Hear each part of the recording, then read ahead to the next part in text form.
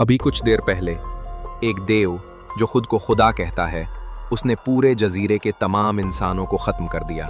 शुरू में उसकी शक्ल एक आम बूढ़े आदमी जैसी थी, लेकिन एक वार ने उसे 4 टुकड़ों में काट दिया और अगले ही लम्हे उसके हर टुकड़े ने खुद एक इंसान का रूप इख्तियार कर लिया। वो सब दोबारा जुड़ गए और ये तो सिर्फ उस देव की पहली शक्ल थी। फिर दूसरी शक्ल में वो बन गया बेशुमार औरतों के जिस्मों से बना एक खौफनाक देवी नुमा वजूद। तीसरी शक्ल में उसका चेहरा बकरे का और जिस्म एक दरिंदे का हो गया। अब वो हर उस चीज को देख सकता था जो आम आंखों से पोशीदा थी। जब वो अपनी चौथी शक्ल में आया तो वो तकरीबन नाकाबिले शिकस्त हो चुका था। और पांचवी शक्ल में वो एक ऐसा देव बन गया जिसकी आंखों से निकलने वाली शुआ किसी भी वजूद को लम्हों में खत्म कर सकती थी।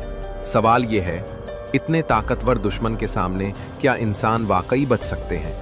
यह है फिल्म कत्ले-आम का शहर, जिसे जदीद तरीन सीजी टेक्नोलॉजी से बनाया गया और जो तमाम लामुतनाही सर्वाइवल गेम्स वाली कहानियों की बुनियाद बनी। कहानी के आगाज में कातू नाम का एक आम हाई स्कूल लड़का है।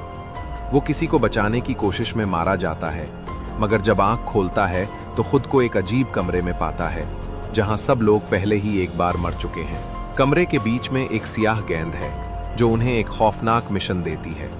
शैतानी देव शिल्पियों को मार दो वरना तुम सब खत्म हो जाओगे। एक लम्हे में सबके जिस्म रोशनी में तहलील होने लगते हैं और वो सब पहुंच जाते हैं एक अजनबी जगह जहां खून, लाशें और खौफ हर तरफ फैला है। फिर अचानक एक आंखों के बगैर औरत उन पर हमला करती है। गोलियां चलती हैं, चीखें गूंजती हैं और उनका असल सर्वाइवल गेम शुरू हो जाता है। फिर सामना होता है सफेद शयातीन के हुजूम से। इंसानियत और देवों की जंग छिड़ जाती है। लेकिन जब वो समझते हैं कि सब खत्म हो गया, ओसाका टीम आती है, सबसे ताकतवर ग्रुप। एक धमाका खेज लड़ाई शुरू होती है।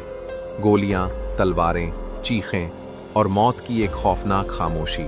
और जब फतह का नारा बुलंद होता है, अगले ही लम्हे एक सिपाही का जिस्म 2 टुकड़ों में बट जाता है।